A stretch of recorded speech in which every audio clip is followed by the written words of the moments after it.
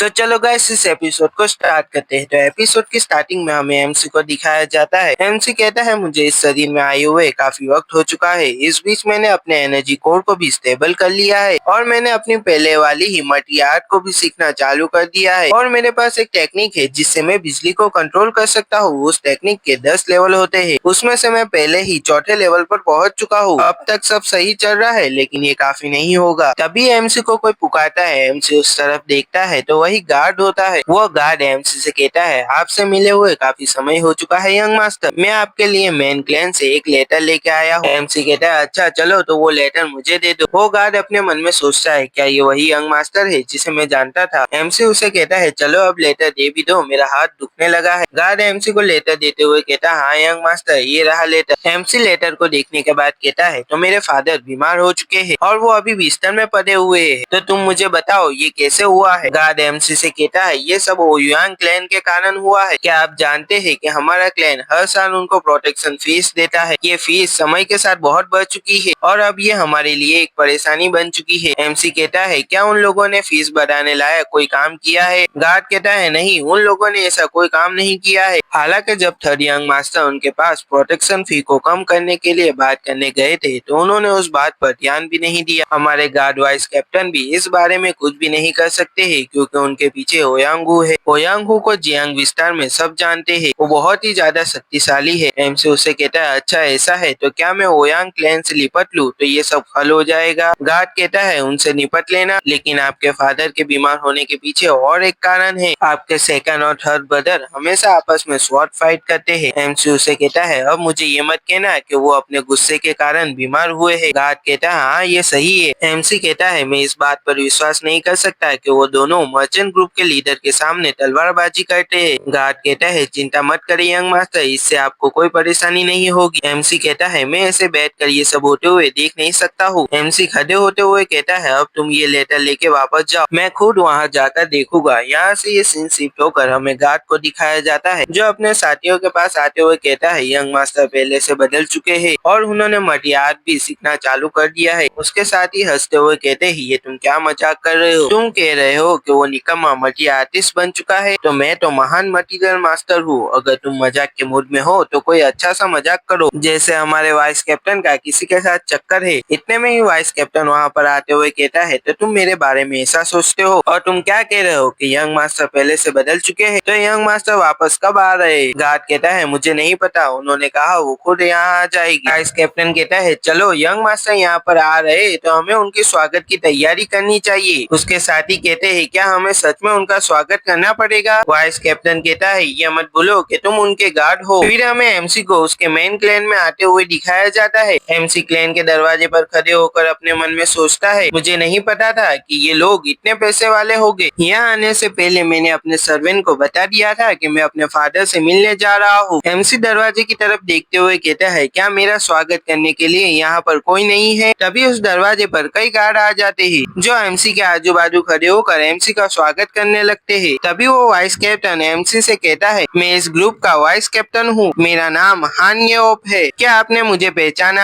आपको वापस देखकर अच्छा लगा। तभी वाइस कैप्टन का एक साथी अपने मन में सोचते हुए कहता है क्या वाइस कैप्टन को इससे कोई अपमान महसूस नहीं हो रहा है, उसने हमेशा हम लोगों को नीची नजर से देखा है, क्या ये वापस हमें अपमानित करने की कोशिश करेगा। तभी एमसी अपने हाथों को जोड़कर उनका धन्यवाद करता है। तभी वो सब गार्ड ये देखकर शॉक हो जाते हैं और कहते हैं क्या उसने हमारा धन्यवाद किया। तभी वाइस कैप्टन कहता है यंग मास्टर मैं आपको आपके फादर के पास लेके चलता हूँ। ये कहकर वो यंग मास्टर को लेकर वहाँ से जाने लगता है। वो सभी गार्ड पीछे खड़े होकर आपस में बात करते हुए कहते हैं तुमने सही कहा था, वो पहले से बदल चुका है, अब वो हमें एक साथी की तरह देख रहा है। तभी वो वाइस कैप्टन एमसी को एक रूम के दरवाजे पर लाके खड़ा कर देता है और कहता है मैंने आपके फादर को पहले ही बता दिया था कि आप यहाँ आने वाले हैं। तभी एमसी उसका धन्यवाद करके अंदर जाने ही वाला होता है। तभी एमसी को पुकारते हुए वहाँ कोई आ जाता है। ये एमसी का थर्ड ब्रदर था। वो एमसी के पास आकर उसके कंधे पर हाथ रखते हुए कहता है, क्या ये वही निकम्मा ली जिन नहीं है? ये अब पहले से अलग दिखाई दे रहा है और अब इसमें इतनी हिम्मत भी आ चुकी है कि ये मुझे घूरने लगा है। वाइस कैप्टन अपने मन में सोचता है, क्या थर्ड मास्टर यहाँ फिर से फर्स्ट यंग मास्टर को मारने के लिए आए हैं? तभी वो उन्हें रोकते हुए कहता है, आप दोनों को मिले हुए काफी समय हो गया है। तभी थर्ड यंग मास्टर उस वाइस कैप्टन के चेहरे पर मारते हुए कहता है, तुम्हें बीच में बोलने के लिए किसने कहा? क्या तुम मुझे भी इसकी तरह निकम्मा समझ रहे हो? तभी वो एमसी की तरफ देखते हुए कहता है, मुझे लगता है कि तुम्हें वापस सबक सिखाने की जरूरत है, जिससे तुम मेरी आंखों में देखना भूल जाओ। इतना सुनते ही एमसी थर्ड यंग मास्टर के चेहरे पर एक मुक्का मार देता है। ये देखकर वो थर्ड यंग मास्टर और वाइस कैप्टन दोनों ही शॉक हो जाते हैं। वो थर्ड यंग मास्टर घबराते हुए कहता है, ये तुम क्या कर रहे हो? एमसी उसे कहता है, मैं यहाँ आते वक्त बहुत ज्यादा ही खुश था। इतना कहते ही एमसी उसके कंधे पर हाथ रखकर जोर देने लगता है। तभी यंग मास्टर कहता है, तुम एक कमीने हो। एमसी उसे कहता है, कमीने? हाँ, तुम्हें मुझे बड़ा भाई कहना चाहिए। यहाँ पर यह एपिसोड खत्म हो जाता है।